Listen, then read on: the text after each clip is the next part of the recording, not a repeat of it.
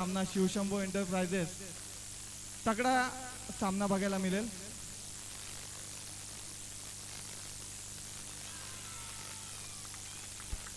Carpet पद्धतीचा षटकार होता विश्वास केअरच्या बॅट मधून। विश्वास केअरचे पुन्हा एकदा बॅट तलपताना आपल्याला दिसते।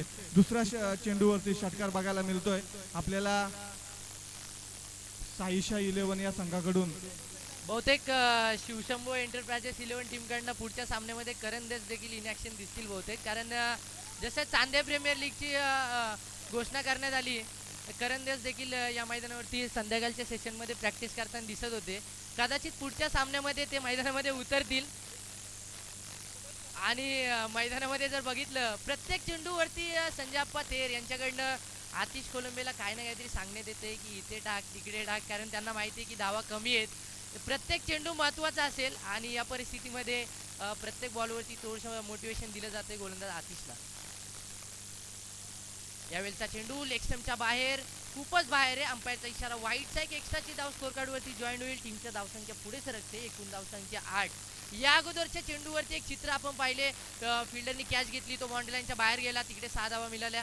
लक्ष अगोदरच छोटे आणि अशा तुम्ही चुका कराल तर नक्कीच या मॅच मधून तुम्हाला बाहेर व्हावं लागेल। शॉर्ट पिच चेंडू आणि हा चेंडू सीमा रेषेच्या लगत आहे आणि पायाचे षटकार आणि या सिक्स साठी सलग 2 सिक्स साठी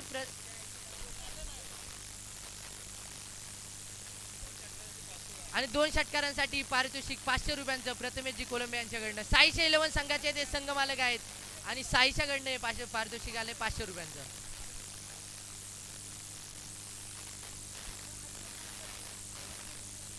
आणि आणखी एक षटकार आला तर प्रसादजी थेर यांच्याकडनं 500 रुपये। आणि 3 विकेटसाठी सचिन बागडे यांच्याकडनं 1000 रुपये। आउटसाइड द ऑफ स्टंप, खूपच जास्त बाहेर आहे परंतु चांगल्या प्रकारचा चेंडू हाताळतोय गोलंदाज आतिश। निर्धाव चेंडूची सांगत होते 4 चेंडू या षटकातले समाप्त झाले। धावसंख्या आहे ती 14। 23चं लक्ष, अजूनही जिंकण्यासाठी 9 धावांची गरज। विश्वास ऑनस्ट्राइक, पॉवर ब्रेकचा पुढचा चेंडू 9 धावा। शॉर्ट ऑफ लेनचा चेंडू, परत एकदा आडव्या बॅटनी चेंडू सीमारेषेच्या बाहेर आणि 6 धावा, षटकार। आणि नक्कीच आपण बघितलं असेल संजय आप्पा ज्या ज्या वेळेला कानमंत्र देतोय त्या त्या वेळेला चांगला चेंडू आतिश कडून टाकला जातोय, परंतु संजय आप्पा ज्या ज्या वेळेला येत नाहीये त्या त्या चेंडूला सीमेरेषा बाहेर फटकावला जातोय चेंडू।